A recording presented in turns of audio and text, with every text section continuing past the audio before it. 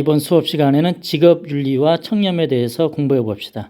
자, 여러분은 이번 수업을 통해서 다양한 직업군에 따른 직업윤리를 제시할 수 있으며 공동체 발전을 위한 청렴한 삶의 필요성을 설명할 수 있다.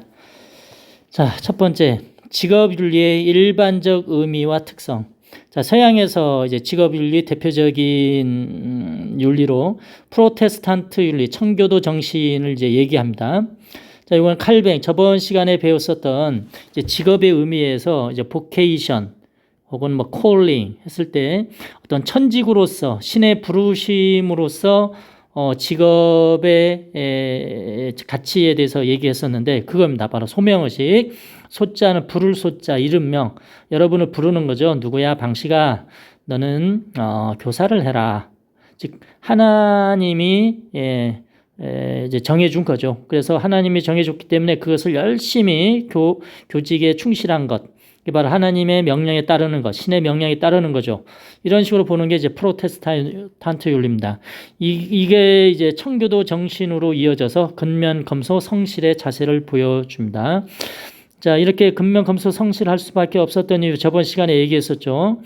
칼뱅의 그 신의 예정설. 이것과 무슨 얘기인지 모르면 다시 이전 강의를 들어보시기 바랍니다. 다음 동양. 자, 동양에서 이제 논어, 유교 사상이죠. 공자가 정명 정신을 얘기합니다. 올바른 이름인데 이게 뭐냐면 논어에 군군, 신신, 부부, 자자 이런 게 있어요. 임금은 임금다워야 되고 신하는 신하다워야 되고 부모는 부모다워야 되고 자식은 자식다워야 된다.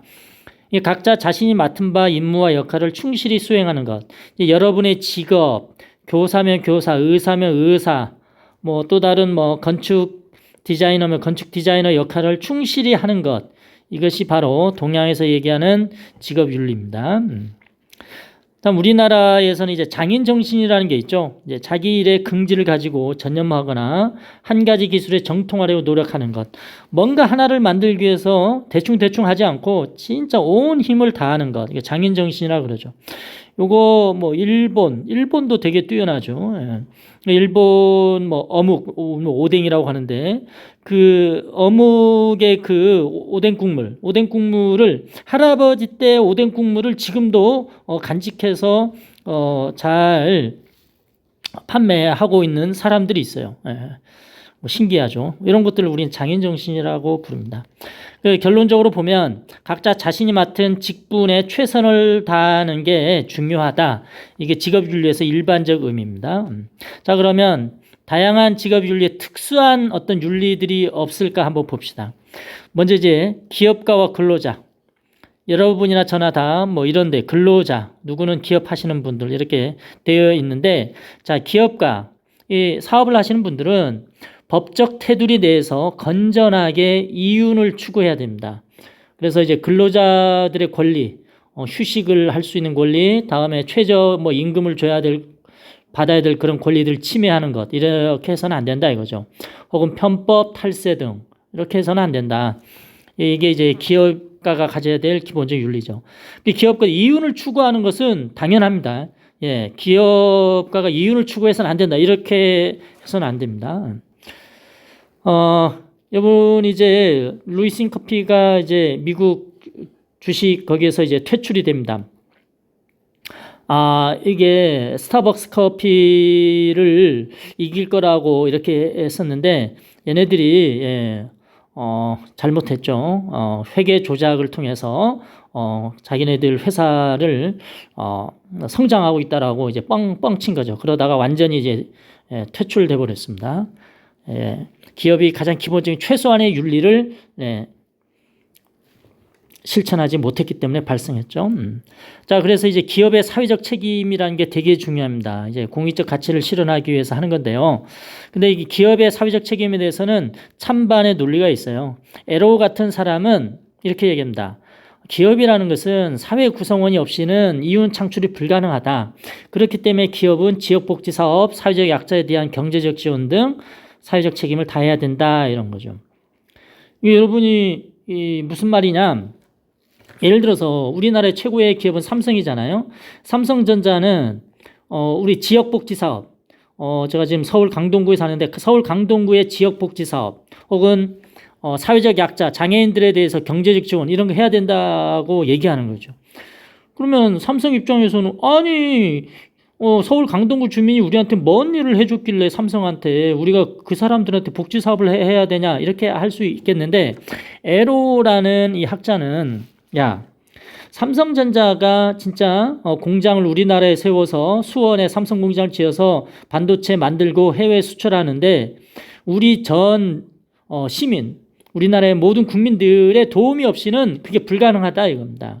이게 무슨 말이냐면 그렇다면 만약에 삼성전자 공장이 아프리카 에티오피아에 가서 공장을 지었다 쳐요. 그럼 공장을 운영하다 보면 갑자기 이제 전기가 나가버려. 그러면 제품이 다 망가지겠죠. 불량품이 되겠죠.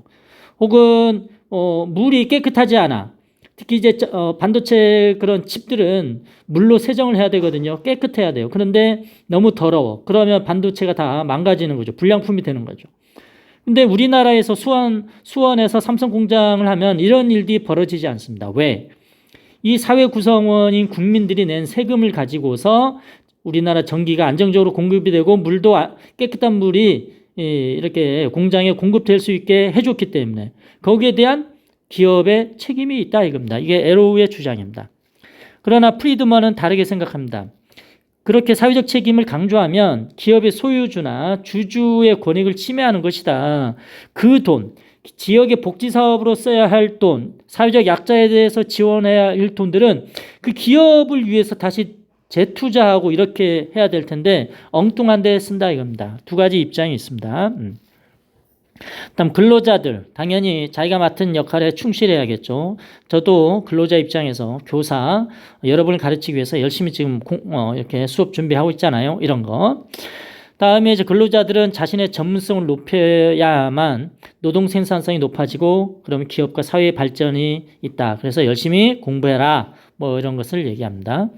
자, 다음은 전문직과 공직자의 윤리. 자, 전문직 종사자의 사회적 영향은 매우 크기 때문에 다른 직종에 비해서 더 높은 수준의 도덕성과 직업 윤리가 이제 요구되죠. 예를 들면 의사, 변호사, 특히 요새 생명과학 연구원들, 유전자 복제, 이런 복제와 관련된 어떤 활동을 하는 사람들, 이런 사람들한테는 인간 복제에 대한 어떤 윤리가 되게 높은 수준의 어떤 도덕성 이런 것을 갖추어야만 문제를 야기시키지 않죠. 뭐 이런 것을 얘기합니다. 다음 공직자는 국민의 삶의 질, 국가 유지 발전에 큰 영향을 담당하기 때문에 역시 전문직들처럼 높은 수준의 직업 윤리가 요구됩니다. 그래서 당연히 공직자는 봉사하는 자세, 공익 실현을 위한 자세가 필요하다. 네. 그래서 이제 공무원들 뽑을 때는 이런 것을 되게 강조해서 면접에서 강조하죠. 그리고 여러분들 이렇게 공직자가 되고자 하는 친구들은 지금부터 이런 자세를 잘 갖춰야 된다는 걸 말씀드립니다. 자, 마지막 청렴. 정약용의 목민심서에 보면 이런 얘기 나옵니다. 수령 노릇을 잘 하려는 자는 반드시 자애로워야 되고 자애로워지려는 자는 반드시 청렴해야 되고 깨끗해야 되죠. 네. 그동안 우리나라가 좀 그다지 깨끗하진 않았어요. 어떤 상당히 부패가 많았죠. 근데 이것을 근본적으로 고치려고 사회 제도, 법을 이제 만들었죠. 그게 이제 김영란법. 네. 그래서 이런 김영란법에 의해서 이런 부패들 많이 고치기도 했죠. 이렇게 사회 구조적으로도 이렇게 법이나 제도를 통해서 바꿀 수도 있지만 근본적으로는 개인이 청렴하려는 그런 의지가 되게 중요하다. 그래서 이제 실학자 정약용이 목민심서에서 했단 말입니다. 이거 수능에 아주 많이 출제됩니다. 자, 그럼 오늘의 학습을 정리해 봅시다. 오늘 공부한 거, 직업 윤리에 대한 거 여러분 정리하시고 궁금증 적어서 제출하시면 됩니다. 오늘 수업 여기까지입니다.